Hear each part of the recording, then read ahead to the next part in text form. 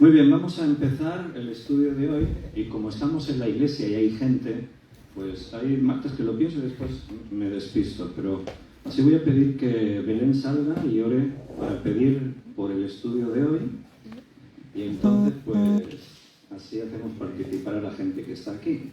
Belén va a orar para que el estudio esté dirigido por el Señor.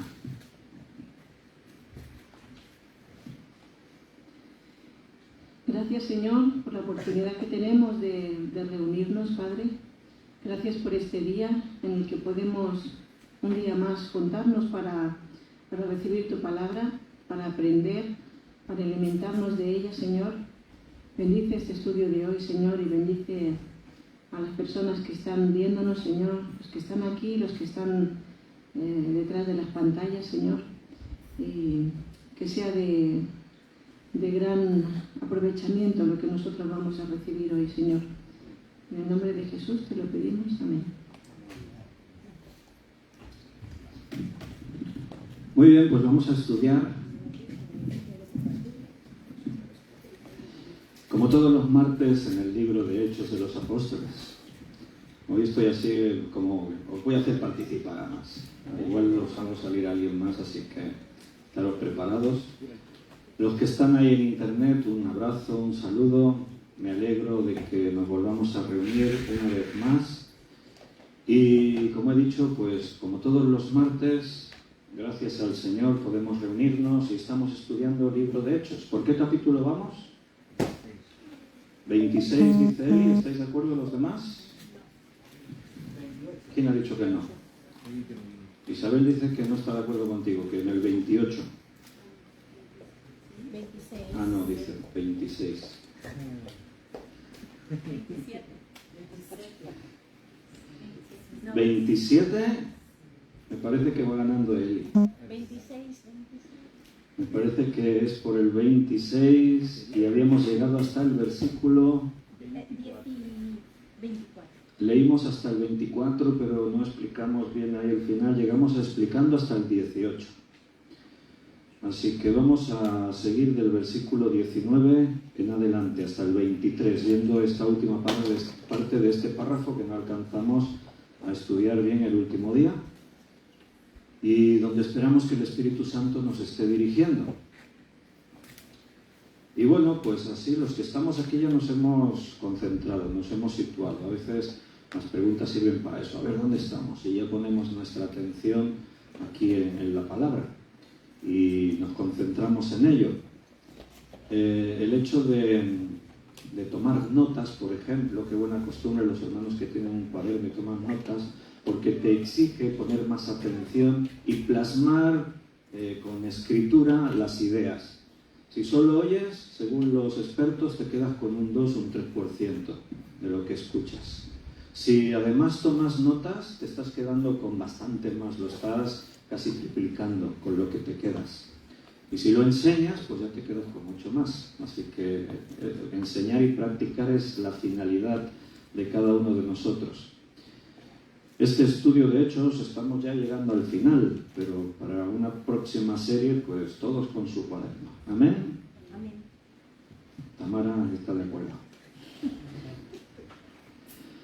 Bien, pues habíamos estado viendo que Pablo está ante el rey Agripa, está también el gobernador Festo, están los magistrados, toda la corte del rey, su mujer que a la vez es su hermana, están todos ahí. Pablo lo que acaba de hacer es contar su conversión. Eso es lo último que vimos el martes pasado, así ya nos vamos situando todos.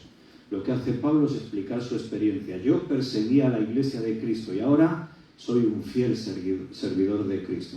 Ese es un mensaje que impacta, porque una cosa es decir que yo pasaba de esto de los cristianos, yo no quería saber nada, pero un día me convertí. Una cosa es eso, y otra cosa es decir, yo perseguía a los cristianos, y vosotros lo sabéis muy bien. Ahí hay líderes judíos que le habían dado poderes a Pablo para ir a perseguir cristianos, y ahí hay gente que le conoce muy bien dentro del mundo judío, le conocen todos, y saben que Pablo no solo apresaba a cristianos, sino que después daba su voto para decir sí, que lo maten.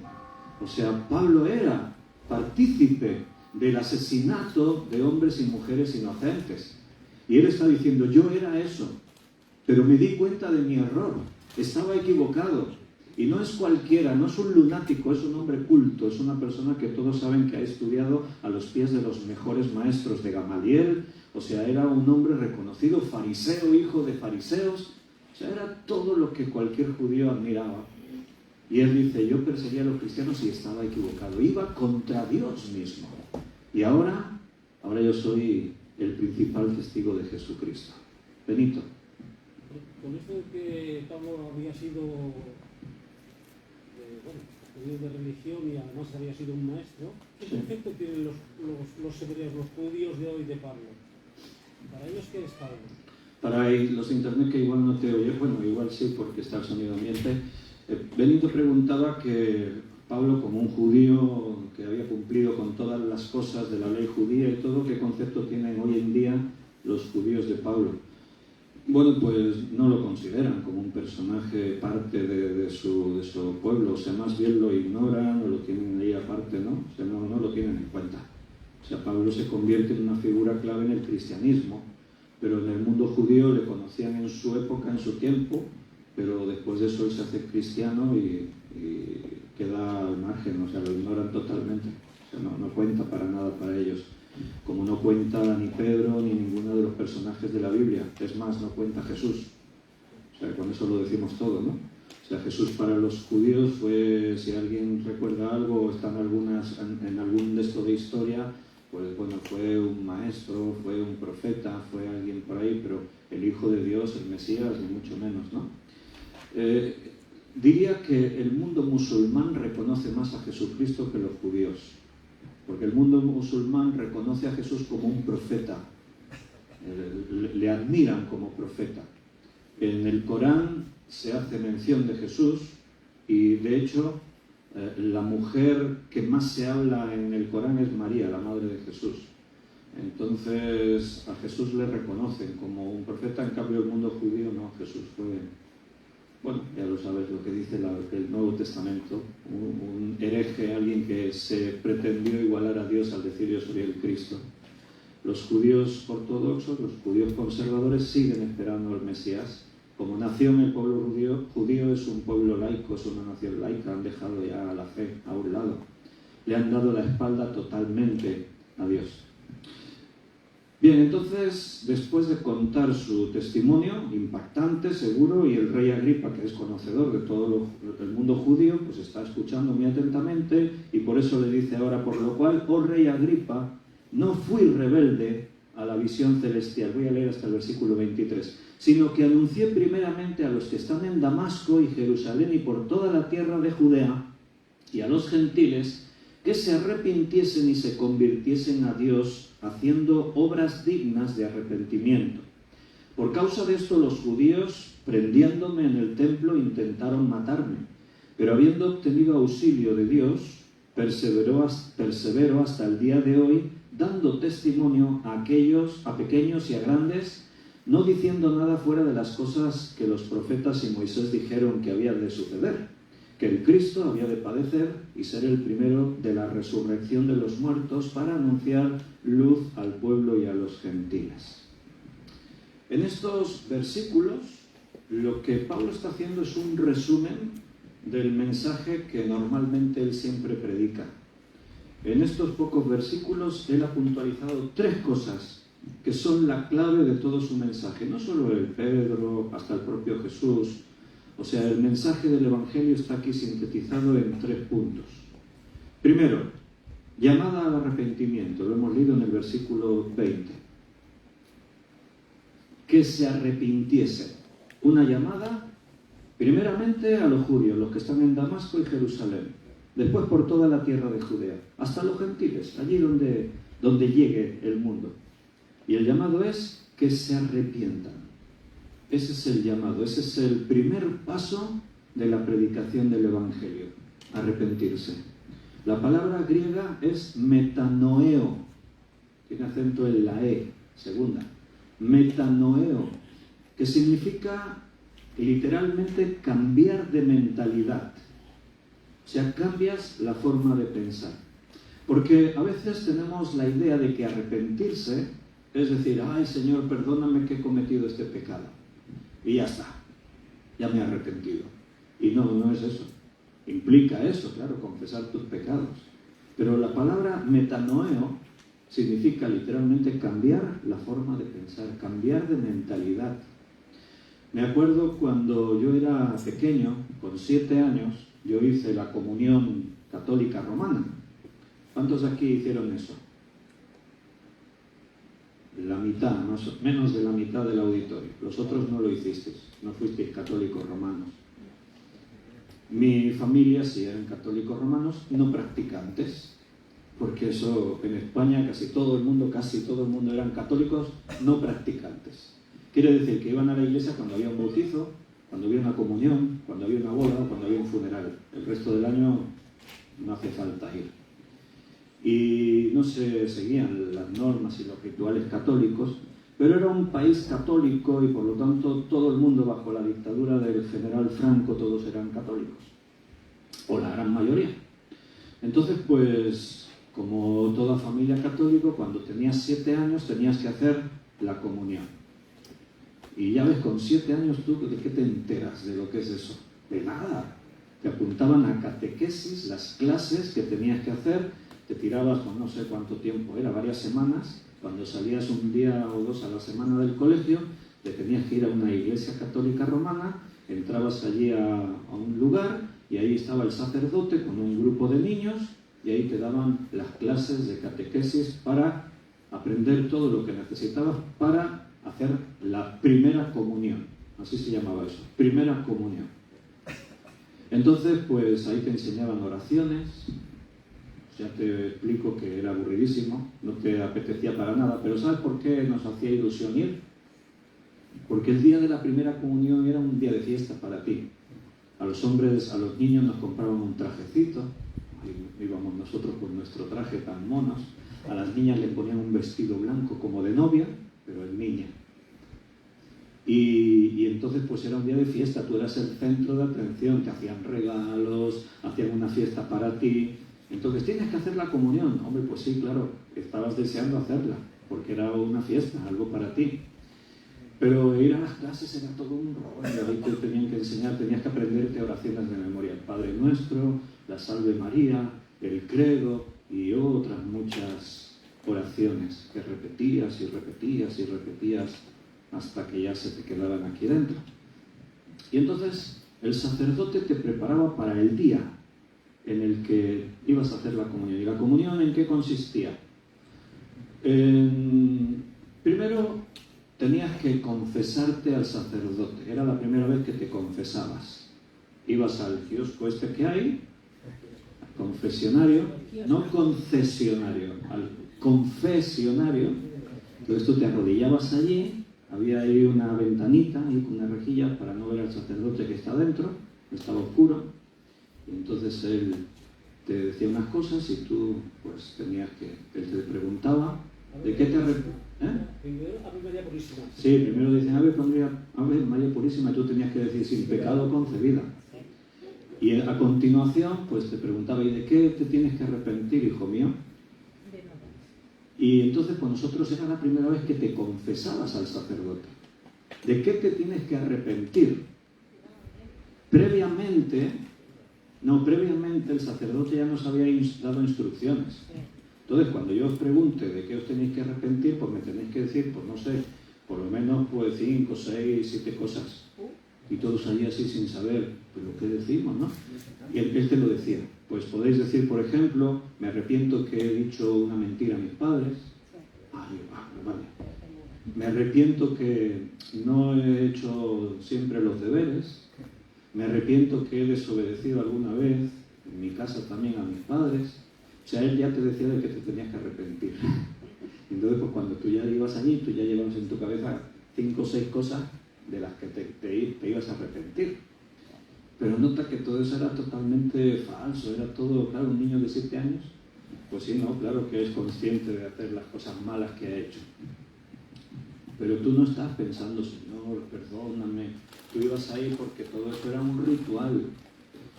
Y muchos cristianos tienen esa mentalidad de que, he fallado en esto, he dicho una mentira. Ay, Señor, perdóname que he mentido. Ay, Señor, perdóname que he desobedecido a mis padres. Ay, Señor, perdóname que no he sido un buen alumno en el colegio. Y venimos a Dios con nuestra confesión ritual para callar conciencias, y así yo ya pretendo quedar bien delante de Dios. Y arrepentirse no es eso. Arrepentirse es una verdadera actitud de humillación delante de Dios, de tomar conciencia de que lo que he hecho ofende a Dios y de que estoy totalmente empeñado y dispuesto a que no vuelva a ocurrir. Arrepentirse es cambiar de mentalidad, cambiar la forma de pensar. Si yo voy en esta dirección, caminando, y me arrepiento, primero me tengo que detener y no continuar en la dirección que voy. Y a continuación me doy la vuelta y voy en la dirección contraria. Eso es arrepentirse. Antes iba para allá y me arrepentí de ir para allá. Así que he tomado otra dirección. No tiene sentido que una persona diga, soy cristiano. Yo ya me arrepentí. Le dije al Señor, me acordé de algunos de mis pecados, no de todos, porque no podemos a lo mejor acordarnos de todo lo que hemos hecho mal, pero me acordé de esto, y le dije, Señor, perdóname cuando aquella vez, perdóname también cuando, y perdóname, y ya está. No, a veces no tienes ni que puntualizar. Si hay un pecado que está ahí en tu mente, sí, puntualízalo, dile al Señor, Señor, te he hecho esto. Pero si no basta con que generalices, porque el generalizar aquí no es quitarle importancia, sino es la actitud. Señor, perdona mis pecados. Antes vivía sin tenerte en cuenta. Antes no eras nada para mí, no significabas nada, eras rebelde a tu nombre, a tu causa. Y no quiero que eso siga así. Así que, Señor, perdóname. A partir de hoy mi vida va a cambiar.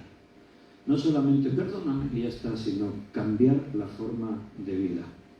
Y esto implica dos cosas. El arrepentimiento implica dos cosas. Una, dolor en el corazón por lo que hemos sido y por lo que hemos hecho.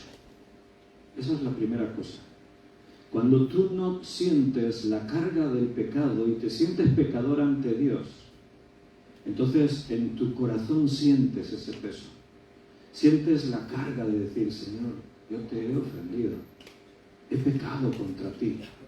David, cuando Natán el profeta le dice, tú eres ese hombre, y en ese instante David queda expuesto delante de Dios con su pecado. Llevaba un año haciéndose el loco, como que no se entera nadie, Dios no se enteró tampoco. Pero en todo ese año se estaba secando, estaba perdiendo todo su verdor, se estaba consumiendo, porque un hijo de Dios que trata de ocultar su pecado se consume.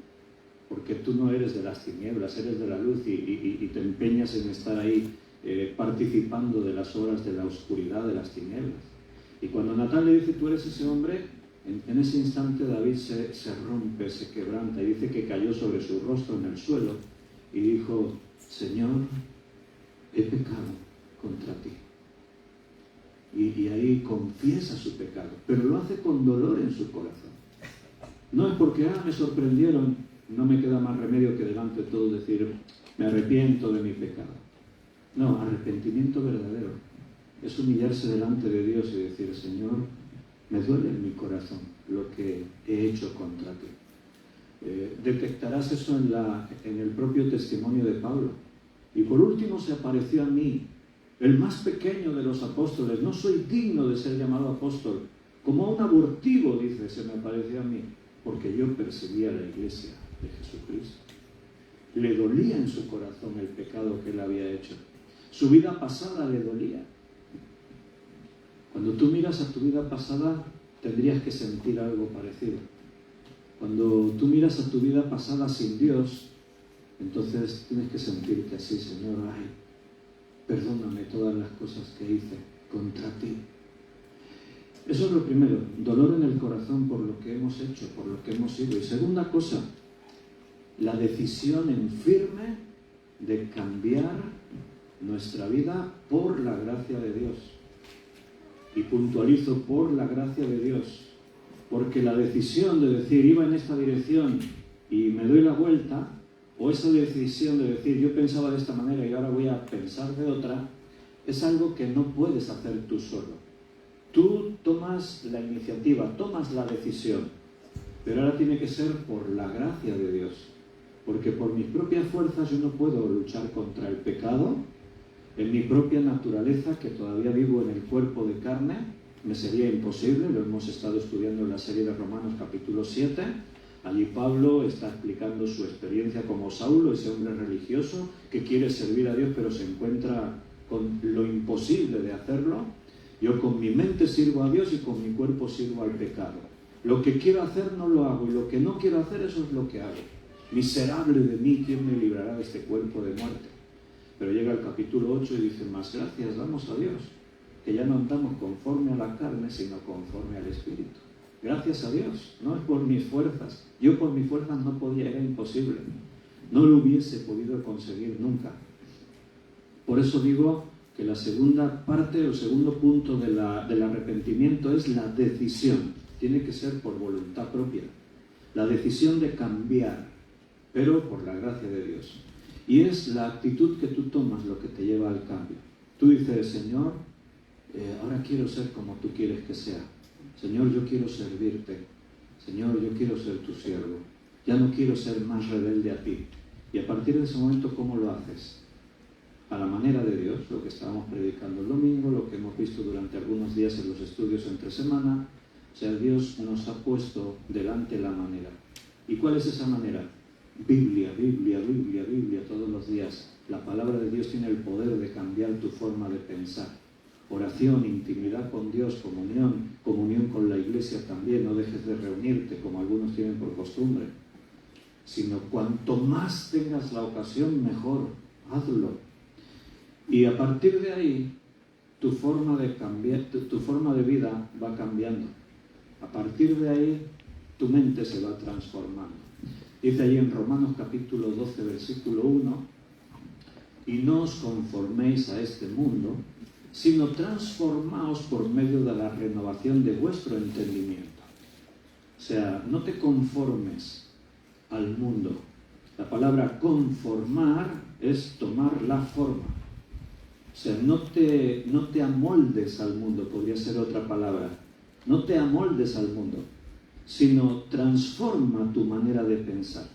Y más adelante, parafraseándolo así, explicándolo, vendría a decir, porque si cambias tu manera de pensar, cambias tu manera de vivir. Y muchos cristianos pretenden cambiar su manera de vivir sin haber cambiado la forma de pensar, y es imposible. Ahí te encuentras chocando contra un muro una y otra vez, te estrellas 1000 veces y 10.000 cada vez que lo intentes. Porque tú tienes el conocimiento y dices, yo debería hacer esto, pero todavía dentro de ti mismo hay cosas muy fuertes que te arrastran a hacer las cosas que no agradan a Dios. Todavía no pusiste las cosas de Dios en primer lugar en tu vida. Y por ese motivo, dentro del cristianismo, y hablo de verdaderos cristianos, hay mucha frustración, hay mucho desencanto, hay mucha lucha interior porque son cristianos que son conscientes que no están donde deberían estar y no encuentran el camino. Entre otras cosas porque están en iglesias donde no les dirigen en esa dirección. Les han enseñado a vivir una religión, pero no a ser cristianos. Eso es un problema, porque tú te sientes cristiano, pero no encuentras la manera de poder caminar por ese camino. No hay atajos, solo hay una forma, y es la forma de Dios. Entonces, Pablo en estos versículos, en el 20 están resumidas los 3 puntos de lo que es la predicación del Evangelio. Y el primer paso es arrepentirse, el arrepentimiento, ese es el primer paso.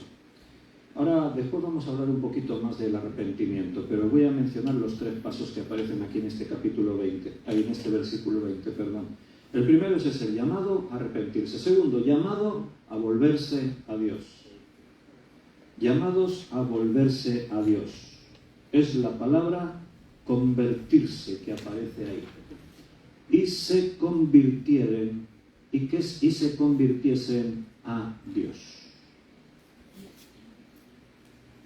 A ver, ¿cómo lo explicamos? Un voluntario. ¿Quién viene? Alguien de los que están aquí más cerca. Vente un momentito.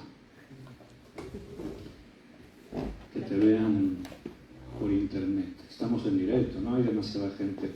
Entre hoy y mañana igual lo ven varios cientos de personas esto.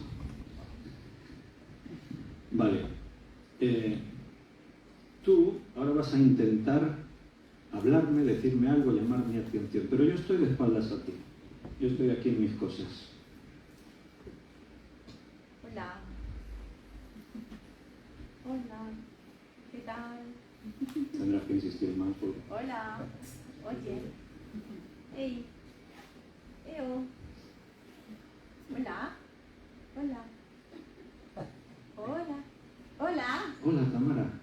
¿Qué tal? ¿Querías contarme algo? Y a partir de ahí me cuentas eso. Vale, ya está. Gracias, Tamara. Parece así una cosa, pero es muy representativo lo que hemos hecho.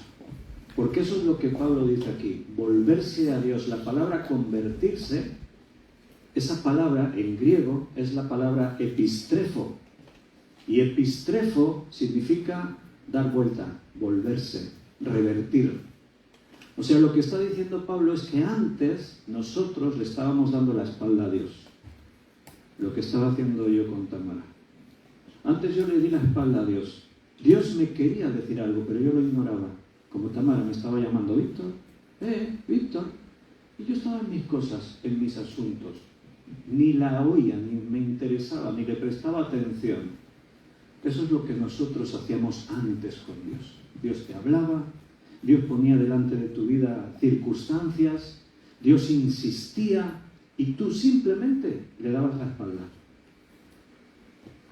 Pero un día, cuando escuchaste el Evangelio, de pronto un día sí oíste su voz. ¿Y qué hiciste?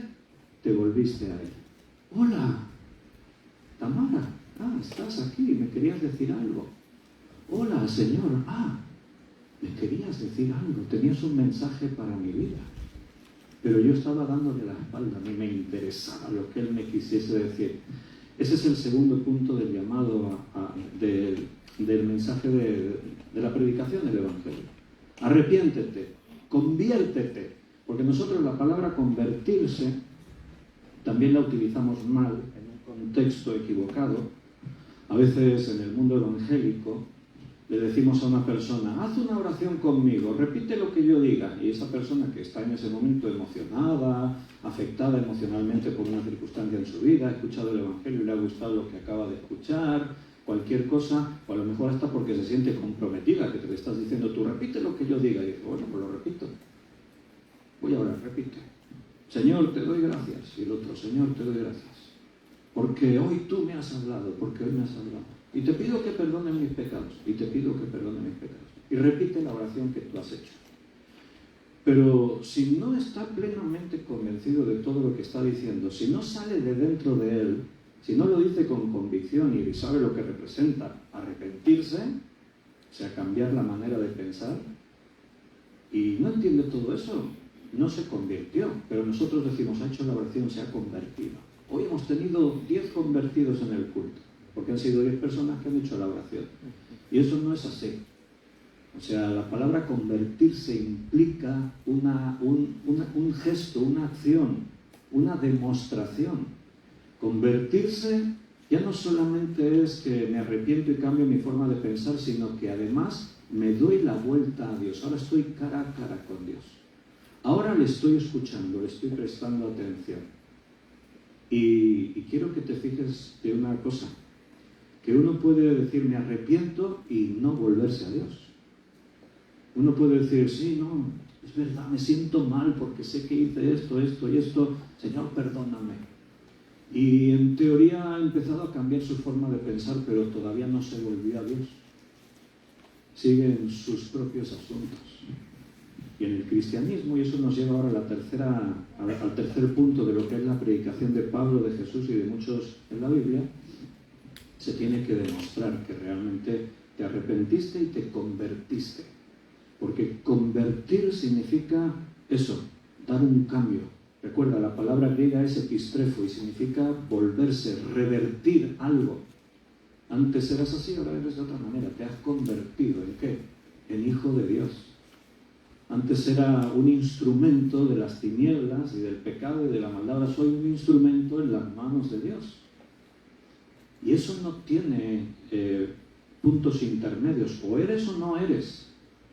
O estás en las manos de Dios sin condiciones, Porque si tú dices, sí, yo quiero seguirte, pero, y le pongo unas condiciones a Dios, ¿qué crees que te dice Dios? Pues mira, algunos casos en la Biblia. Por ahí había uno que salió a su encuentro, maestro, déjame que te siga, quiero ser tu discípulo. Bueno, está bien, pues, ven y sígueme. Bueno, ahora mismo no, espérate que entierre a mi padre. O sea, en otras palabras, esto es un hebraísmo, un modismo hebraico. En otras palabras, mi padre está mayor, pronto morirá, espérate un tiempo, seguramente quizás sean meses, y cuando mi padre muera, yo como primogénito heredo, y ya tengo ese respaldo y vengo y te sigo. Y Jesús le dijo, no, sígueme ahora, deja que los muertos entierren a sus muertos, tú ven y sígueme. O sea, alguno pretendió ponerle condiciones al Señor, y el Señor no aceptó ni así ninguna condición. Si me quieres seguir, tiene que ser con mis condiciones. No encontrarás en la Biblia, en ningún lugar de la Escritura, búscalo todo lo que quieras. No encontrarás en ningún sitio a alguien a quien Dios se acercase y le preguntase, ¿cómo quieres servirme? ¿Qué quieres hacer para mí? ¿Qué te gustaría hacer en la iglesia o en la obra? No hay ni un solo caso de eso. Es Dios quien viene y te dice, sígueme, hazlo así, obedéceme en esto. Es Dios quien toma la iniciativa siempre. Él es el que pone las condiciones.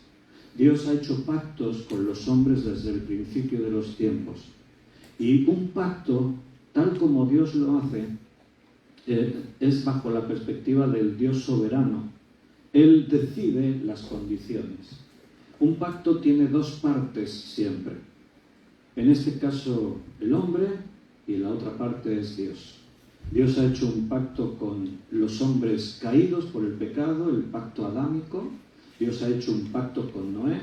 Dios ha hecho, todos esos pactos nos afectan a nosotros. Dios ha hecho un pacto con Abraham. Ese pacto también nos afecta a nosotros. Entonces Dios hace un pacto y Él pone condiciones. Y también hay promesas, hay bendiciones. Pero en un pacto Dios ha prometido hacer su parte y te aseguro que Él siempre cumplirá su palabra. Y después estamos nosotros y tenemos que cumplir nuestra parte. ¿En qué pacto estamos nosotros ahora? ¿En el de Abraham? Estamos en el nuevo pacto en su sangre. Cuando Pablo está partiendo el pan y tomando la copa, dice, y este es el nuevo pacto en su sangre. Ahora hay un pacto.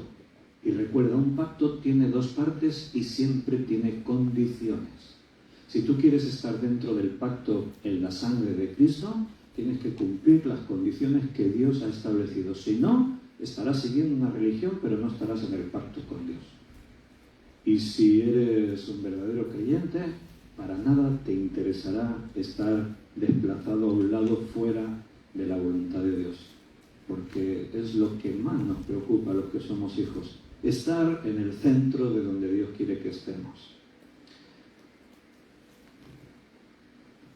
Si tú le das la espalda a Dios, no le tienes en cuenta, lo ignoras. Si te convertiste, estás cara a cara con Dios y ahora escuchas todo lo que Dios... Ahora debe ser Dios en mi vida en todo, todas las áreas, todo lo que hago, todo lo que pienso, todo lo que digo tiene que ser Dios. Y la tercera cosa que Pablo habla aquí, que es la esencia del Evangelio: primero, arrepentirse; segundo, convertirse, volverse a Dios; tercero, es un llamado a vivir de acuerdo con el arrepentimiento. Primero, llamado al arrepentimiento; segundo, llamado a convertirse o volverse a Dios; tercero, llamado a vivir de acuerdo con el arrepentimiento. Y se convirtiesen a Dios haciendo obras dignas de arrepentimiento. Al final todo se demuestra con tus frutos, con las obras. Las obras no te salvan. Las obras demuestran que eres salvo. Es así. Pablo hace énfasis en Romanos, por ejemplo, en la gracia. Somos salvos por medio de la fe, y esto no es un don de nosotros, es por gracia, no por obras, para que nadie se gloríe. Eso lo enseña en diferentes momentos con diferentes palabras. No por obras para que nadie se gloríe, sí por gracia. Santiago, en cambio, pone el énfasis en las obras. Y Santiago dice, ¿de qué le servirá a alguno decir yo tengo mucha fe, pero no tiene obras? ¿Podrá la fe salvarle? Interesante el argumento de Santiago. Pero él lo desarrolla muy bien, el pensamiento, porque él llega a ilustrarlo de una forma muy gráfica. Él dice, también los demonios creen y tiemblan, pero los demonios por creer no son salvos. O sea, lo que está diciendo ahí la palabra de Dios es que uno puede creer en Dios, pero no salvarse. Está diciendo que uno puede creer en Jesucristo y no ser salvo. Porque hay diferentes maneras de creer. Si crees verdaderamente, tus obras tienen que demostrar que tu fe es la correcta. Por eso Santiago dice, muéstrame tu fe por tus obras. O sea, yo como sé que eres salvo, yo no puedo ver tu corazón, no puedo ver la intención de tu pensamiento, pero sí puedo ver las obras. Y las obras también nos pueden engañar. Pero es un engaño temporal, porque a la larga, con el tiempo, todo viene a la luz. A la larga todo se demuestra y cada uno se pone donde tiene que estar. A veces es necesario que venga un tiempo de tribulación para que surja realmente dónde se encuentra cada uno. Las tribulaciones, los conflictos de la vida, las cosas que ocurren, demuestran realmente quién era un verdadero creyente y quién no. Por sus frutos los conoceréis, decía Jesús. Entonces, si uno realmente ha creído, como dice Pablo aquí, bueno, pues ahora tus obras tienen que ser dignas de arrepentimiento. Eli, ¿querías decir algo? Sí. Este tema siempre va a ser bastante delicado, porque por sus frutos los conoceréis, a mi forma de entenderlo. Nos ponen en una posición, no de superioridad, pero sí como de privilegio espiritual, por lo menos me da a entender. Lo que pasa es que, ¿qué frutos son los que nos cuentan nosotros? Me explico. Un creyente de 15, 20 años, ya consolidado, puede torcerse al final, puede pasar una tribulación, decepción con otro hermano y eso lo lleva a una exclusión de la iglesia, por lo tanto ya nunca ha sido creyente. O sea, ¿qué frutos me cuentan? ¿Los recientes que me interesan o los primeros que sí contaban? ¿O me mantengo al margen? Porque ese detalle de por sus frutos los conoceréis, en un versículo, a mí por lo menos me da miedo estar a repetirlo. Porque si nos conoceremos por los frutos, yo llevo poco. Entonces, Vale. ¿dónde está ese punto? Sí, vamos a puntualizar varias cosas. Una, un problema que existe en la Iglesia es a la hora de identificar los frutos. ¿De qué frutos estamos hablando? Eso es una cosa, ¿vale? Porque en muchas formas de pensamiento en el mundo evangélico, pues los frutos a lo mejor pues pueden tener que ver con el éxito, con los resultados, con cosas que tienen que ser visibles, cosas que se vean. Por ejemplo, como pastor, si alguien dice, ¿cuánto tiempo llevas predicando en ese lugar? Pues 30 años. ¿Y cuántos convertidos tienes? 10. Y alguien dice, ¡oh, qué pocos frutos! Esos no son frutos. ¿Cómo? Jeremías. O sea, Jeremías predicó 25 años y nadie escuchó. Entonces dices, vaya pues, qué pocos frutos. No es cristiano, porque tiene pocos frutos. No, es que no está hablando de eso Jesús. Porque es que por ese mismo principio Jesús habría sido un fracasado. Después de 3 años y medio, el Hijo de Dios, estar en la tierra, coger a un equipo y trabajar con un equipo de 12 hombres 3 años y medio. Y que al cabo de los 3 años y medio, cuando lo apresan en una noche, uno maldiciendo que no lo conozco de nada, el otro que lo ha vendido por 30 piezas de plata, y los otros, ni se sabe, quién sabe dónde, salieron unos corriendo por aquí, otros corriendo por allá, sabes de quién pueda. Cualquiera que vea eso dice, Jesús fracasó. ¿Para qué tanto trabajo? 3 años y medio instruyendo a estos hombres y a la hora de la verdad, cuando se supone que están preparados y tienen que dar la cara, salen corriendo como ratas. Esos no son los frutos. Los frutos de Jesús los estamos viendo ahora. Han pasado 20 siglos. ¿Y qué ha ocurrido? Pues que el mundo se está llenando del Evangelio y han intentado aniquilar hasta el último cristiano y destruir hasta la última Biblia, y no se ha podido. Ahí está, el testimonio de Cristo se sigue predicando hoy en cualquier rincón del mundo. Cristo tuvo fruto. Pero el fruto es muy relativo. Cuando Santiago está hablando del fruto, cuando vemos a Pablo hablando de tu condición, no está hablando de un supercristiano, de alguien que es infalible y ya no se equivoca. Está hablando de actitudes. El fruto se ve en la actitud. Por ejemplo, habla la Biblia y dice frutos dignos de arrepentimiento. Estamos aquí leyendo. Frutos dignos de arrepentimiento. O sea, el arrepentimiento es el primer fruto que un cristiano demuestra. Señor, estoy arrepentido de mis pecados. No quiero seguir siendo así. Estos hombres que parece que fracasaron, no fracasaron. Dieron sus frutos. Porque Pedro, dice, no dio el fruto, no dio la cara, porque maldijo y 3 veces negó que Jesús fuera su Señor ni que no lo conocía de nada. ¿Y dónde se ve el fruto en Pedro? Pues cuando Jesús viene y lo visita y le dice, Pedro, ¿me amas? Y Señor, ahí vemos a un Pedro humillado, arrepentido. Señor, te amo. Segunda vez, Pedro, ¿me amas? Señor, sí, te amo. Tercera vez, Pedro, ¿me amas? Y dice ahí, entristeciéndose mucho, le dijo, Señor, tú sabes todas las cosas, tú sabes que te amo. ¿Por qué se entristeció? Porque te he fallado. Te prometí que iría contigo a la muerte y negué 3 veces que te conociera de nada. Y eso es un fruto. David, ¿dónde están sus frutos? Ha cometido adulterio.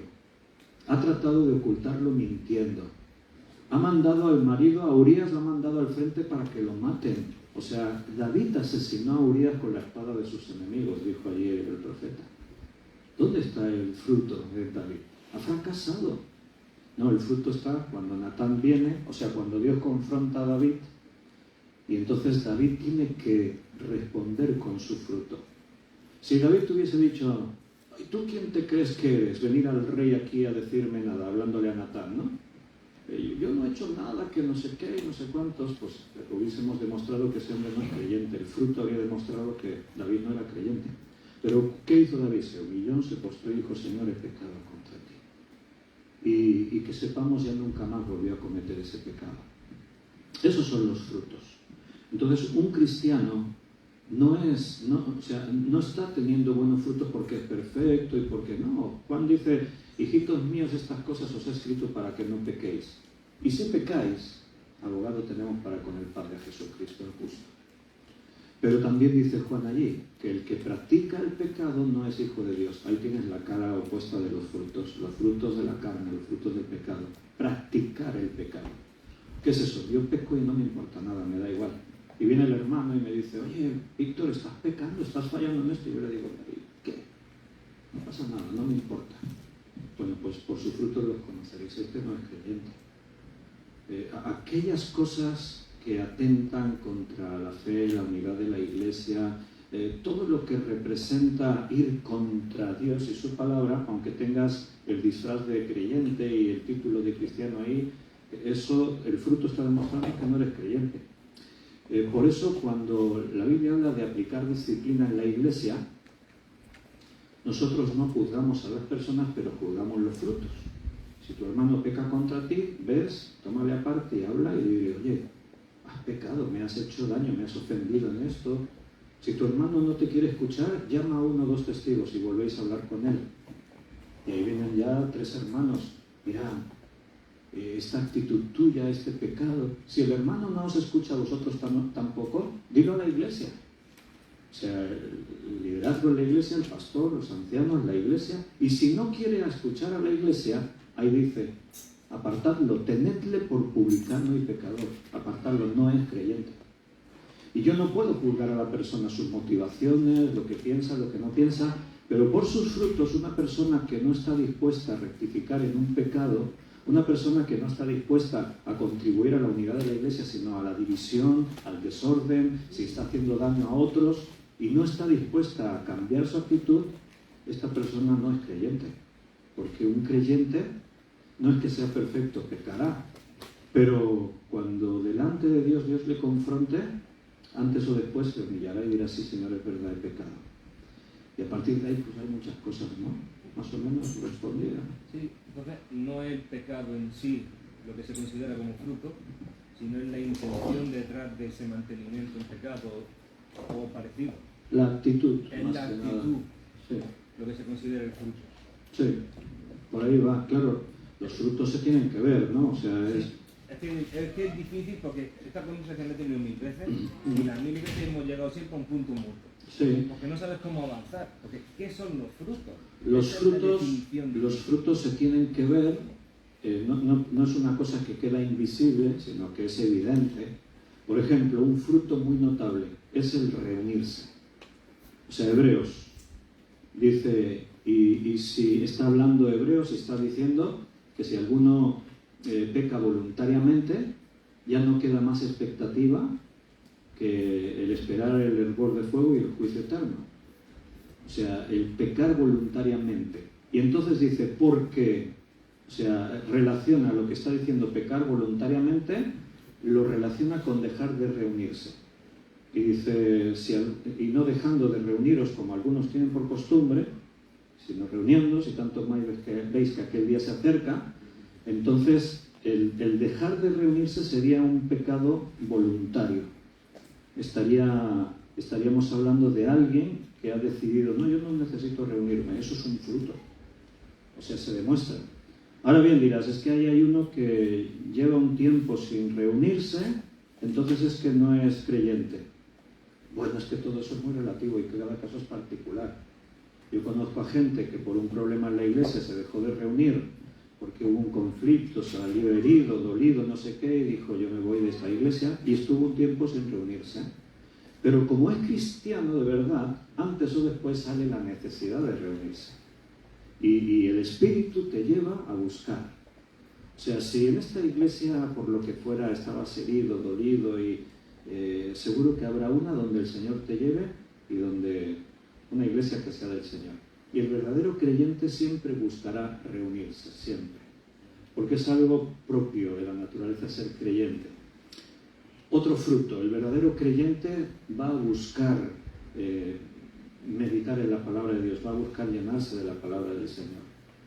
Si yo he hablado con personas, ¿no?, que tenían un conflicto en la iglesia, y yo con ellos le he dicho, pero vamos a ver qué dice la palabra.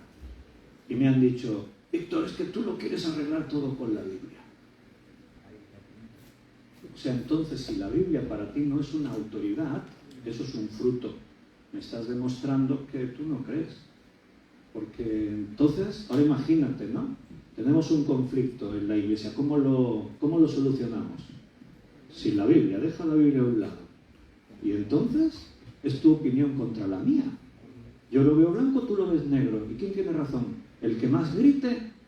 ¿El que tenga más fuerza? No, esto es la palabra de Dios. O sea, que es Dios hablando.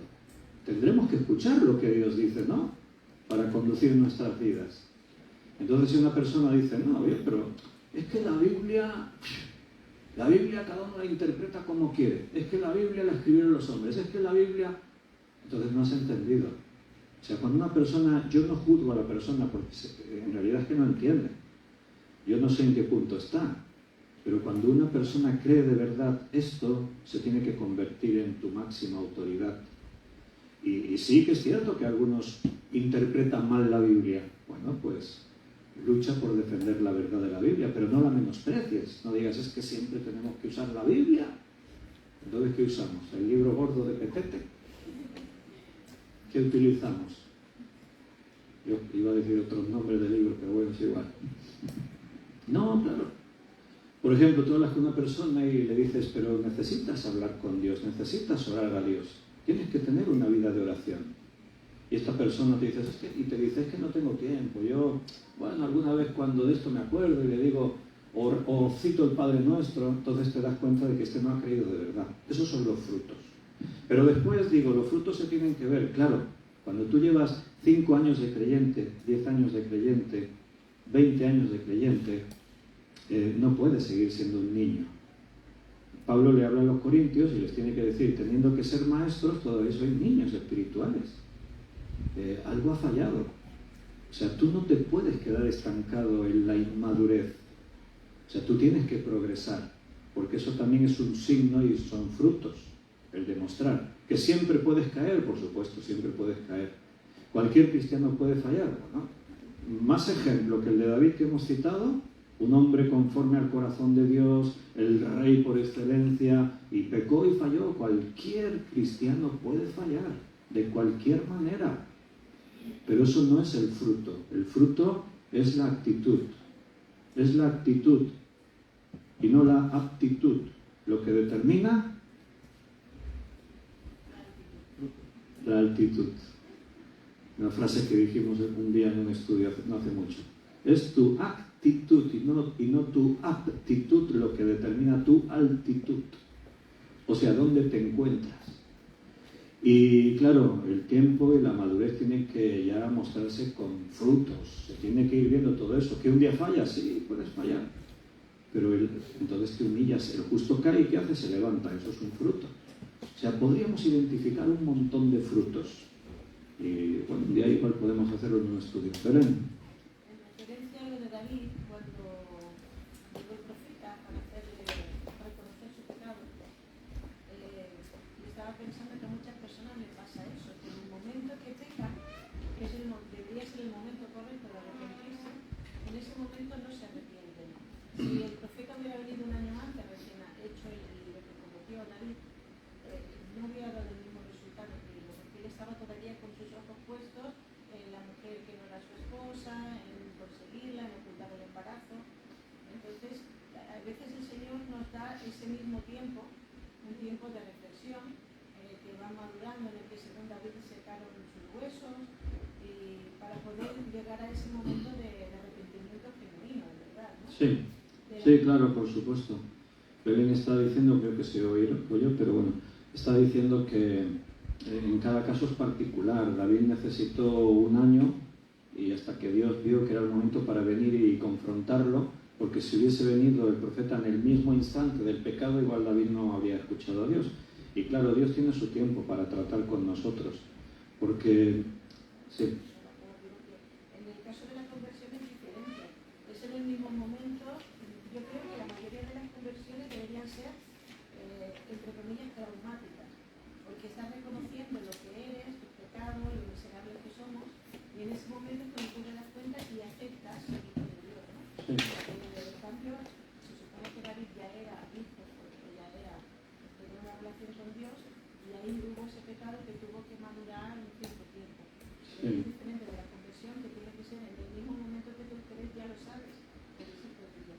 Sí, Belén dice que es diferente de la conversión. La conversión tiene que ser en el momento en el que crees y hay un cambio, y David ya era creyente, pecó y necesitó un tiempo para restaurarse.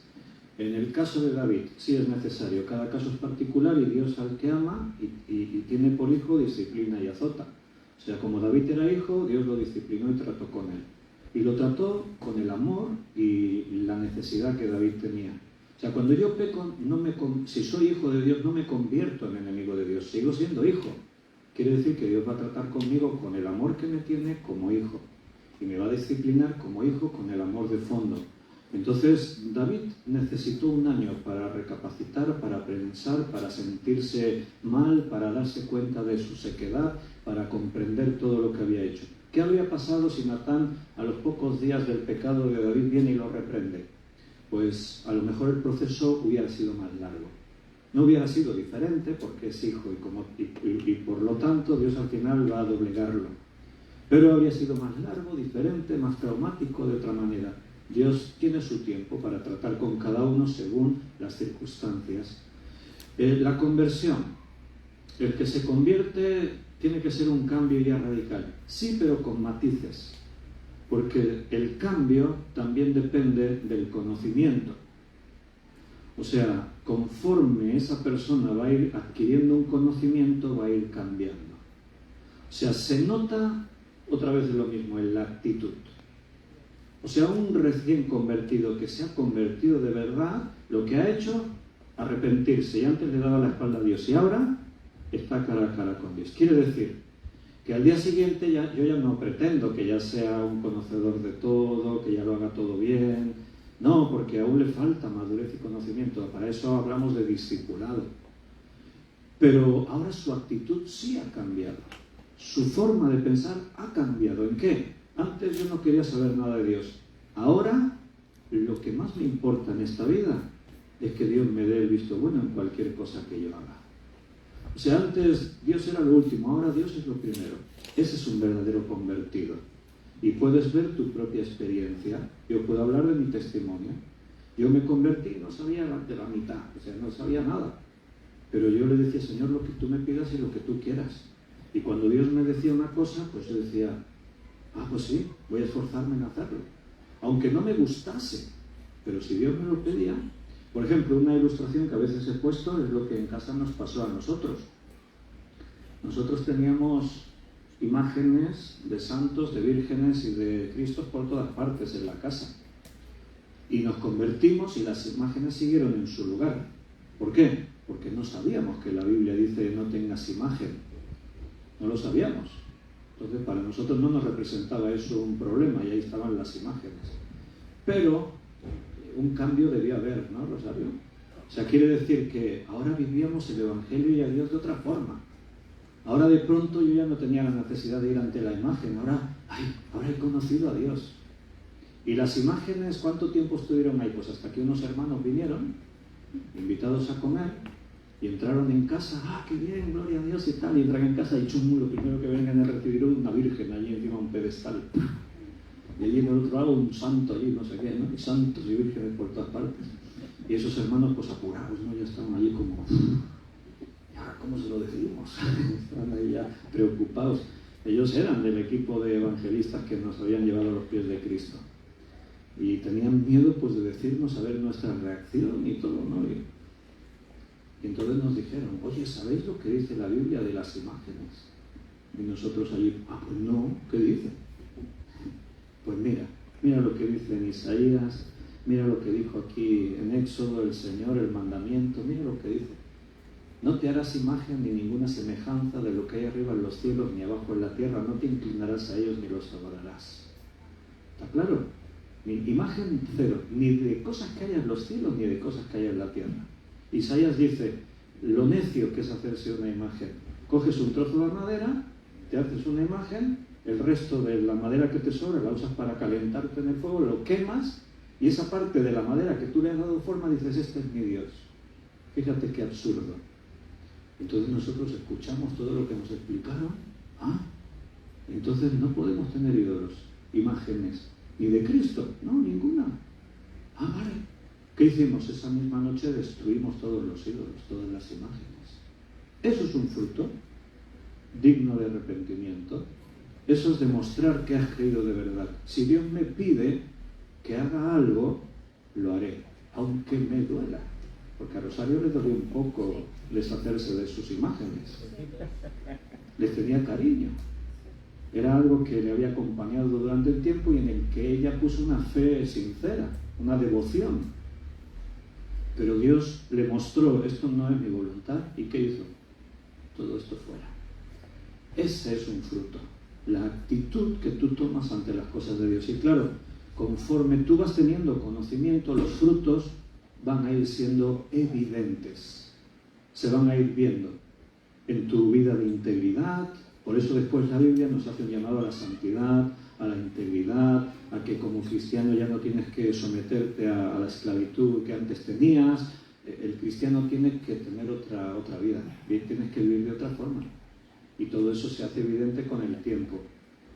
Pero esa es la diferencia, ahí hay que ser sutil.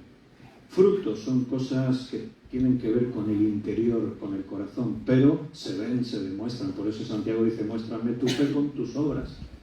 Si una persona dices, es que Dios no quiere los ídolos, y tú dices, no, pero sí, porque no sé qué, y lo intentas justificar, tus frutos están diciendo que no eres creyente. Estás yendo contra lo que Dios te está diciendo. Bueno, lo tenemos que dejar aquí, que se nos ha hecho la hora. Nos despedimos por hoy. Y si Dios quiere, pues mañana miércoles a las 9 de la noche nos volvemos a ver en directo por Facebook y seguimos estudiando la palabra del Señor. Un abrazo a los que están en internet y nos vemos mañana. Una razón actual.